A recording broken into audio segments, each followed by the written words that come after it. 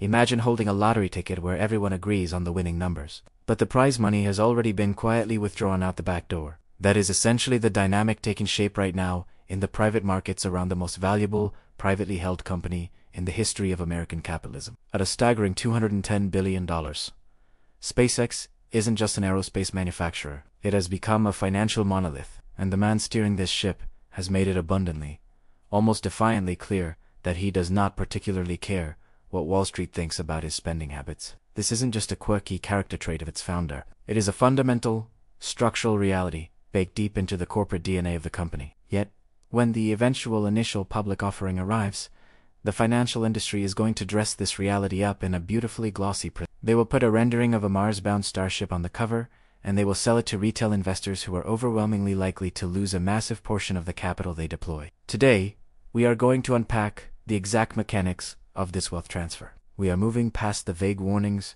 and diving into the step-by-step structural architecture of why a SpaceX IPO, whenever it finally lands, might not be the generational investment opportunity you are being told it is. Instead, it appears engineered to serve as a mechanism for transferring risk from insiders who deeply understand the math to everyday investors who are simply too captivated by the romance of space travel to read the fine print. But before we dissect the specific machinery of this trepanned, it is a surprisingly sophisticated one. We need to look at history. We need to look at another company that also promised a total paradigm shift. It had a highly charismatic leader, undeniably revolutionary tech, and a deafening Wall Street consensus insisting it was a can't-miss opportunity. That company was Rivian. Back in the euphoric days of late 2021, Rivian hit the public markets at a valuation hovering around $100 billion.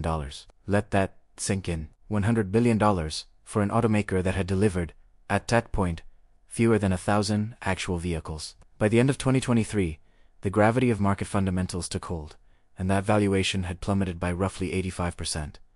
Tens of billions in retail wealth evaporated. However, the institutional money, the private equity, and venture funds that secured shares well before the opening bell and sold directly into the retail frenzy did exceptionally well. We will revisit the specific structure of that Rivian deal later, because how those early insiders exited holds the blueprint for exactly what is likely to happen with SpaceX. The reason this trap is so dangerous is that a trap only catches prey if the bait is genuinely irresistible, and SpaceX is undeniably irresistible. When Elon Musk seeded the company in 2002 with $100 million of his own capital from the PayPal acquisition, his stated mission wasn't a standard business plan to maximize shareholder returns. It was an almost religious crusade to make humanity a multiplanetary species. But somewhere on the way to the theoretical colonization of Mars, SpaceX accidentally built an absolute juggernaut of a terrestrial business. They solved the most notoriously expensive bottleneck in the history of aerospace, the expendable rocket. By engineering the Falcon 9 to land itself on a drone ship in the middle of the Atlantic, SpaceX achieved what national space agencies spent decades and unimaginable sums of taxpayer money trying to do. This isn't just a neat trick. It is arguably the most staggering industrial achievement of the last half-century, and that engineering miracle has translated into a financial fortress. SpaceX commands billions in annual revenue, holding court with the Department of Defense, NASA, and global telecommunications giants. They possess a competitive moat so deep that legacy aerospace contractors are still struggling to formulate a coherent response. And then, they launched Starlink. If the Falcon 9 is the heavy machinery, Starlink is the cash engine. By blanketing low Earth orbit with thousands of small satellites, they are beaming high-speed internet to millions of paying subscribers globally. At a standard monthly rate, Starlink begins to transform SpaceX from a traditional, capital-heavy aerospace contractor into something resembling a highly scalable tech platform. It is a lifeline in rural areas, developing nations, and war zones alike. The product is exceptional. The demand is undeniably real. This is exactly where the narrative gets treacherous. Everything I just mentioned about SpaceX's dominance is objectively true. But a great company and a great stock are two wildly different things. And the space between those two concepts is where retail portfolios go to die. The first layer of this peril is what we can call the valuation vacuum. In its recent private funding rounds, SpaceX was valued right around that $210 billion mark. That is a private, negotiated price among highly sophisticated entities. When the investment banks eventually bring this to the public market, they will not list it at that last private valuation. They will generally price it at a premium to manufacture fear of missing out and to ensure early backers can exit with a comfortable margin. If the company hits the public market at, say, $300 billion, You are paying a price that fundamentally demands flawless execution for years just to justify your entry point. There is virtually no margin of safety. There is no discount for the inevitable delays, exploded prototypes, or shifting government budgets. You are paying a premium for perfection in an industry where perfection is notoriously impossible, and that is only the first layer of the problem, because the real danger lies not just in the price tag, but in the specific assets you might actually be buying when you click purchase on day one. The second layer of this trap is something we can call the asset shell game, and it is the precise mechanism that the public consistently overlooks because they are too mesmerized by the rocket launches to examine the corporate architecture. SpaceX fundamentally operates two completely different businesses housed under one roof, and they carry wildly different risk profiles. The first is the launch division, comprising the Falcon rockets and the monumental development of Starship. This is a brutally capital-intensive, operationally hazardous enterprise dependent on a concentrated pool of government and commercial contracts. It generates profound revenue, but it is ultimately a high fixed cost service business where a single anomaly on the launch pad or a shift in federal spending can alter the financial trajectory overnight.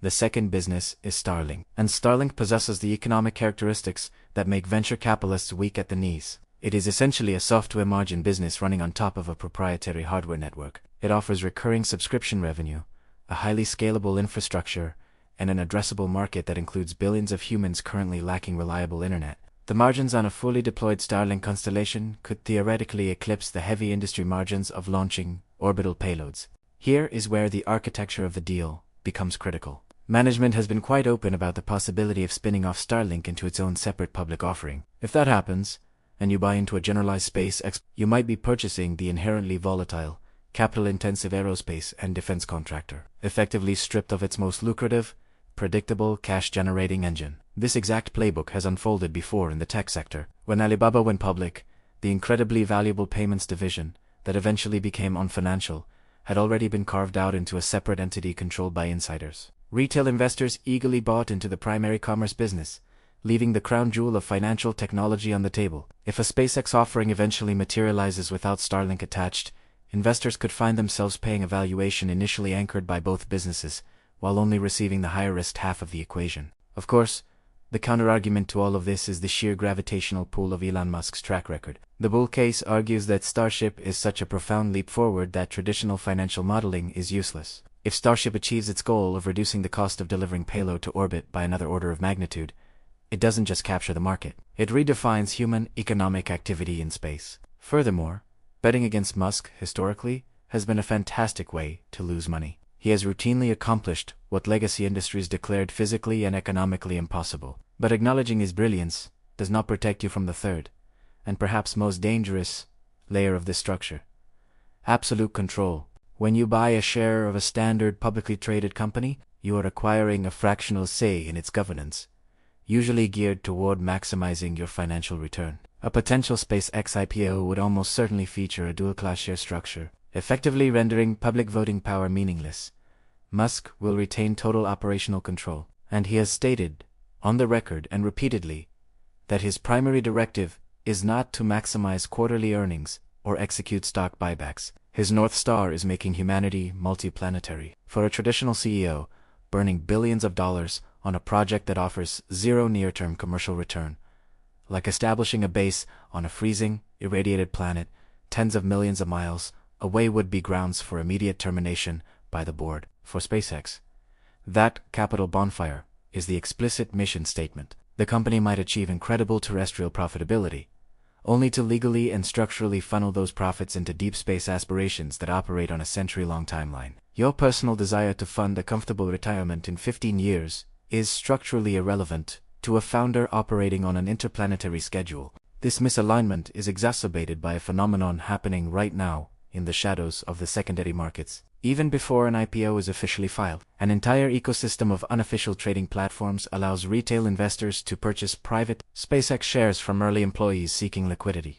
Because the narrative is so intoxicating, retail buyers are currently paying premiums that imply valuations of $250 to $300 billion or more. They're effectively paying a higher price than the sophisticated institutional funds negotiated in the most recent formal funding rounds. This is the definition of a speculative frenzy, functioning on the greater fool theory, assuming that the public markets will eventually pay an even more astronomical premium when the IPO finally happens. But history tells a much colder story about how these massive debuts actually trade. The smart money, the hedge funds, and institutional players who genuinely want exposure to the aerospace revolution rarely buy on day one. They understand the mechanics of lockup expirations. When a highly anticipated company goes public, the insiders, who have held private shares for a decade, are usually restricted from selling for 6 to 18 months. When that lockup period expires, a tidal wave of sophisticated money looks to realize its gains, systematically driving the stock price down. The mechanical trade for hedge funds is often to wait out the initial euphoria, let the lockup expiration crush the inflated premium,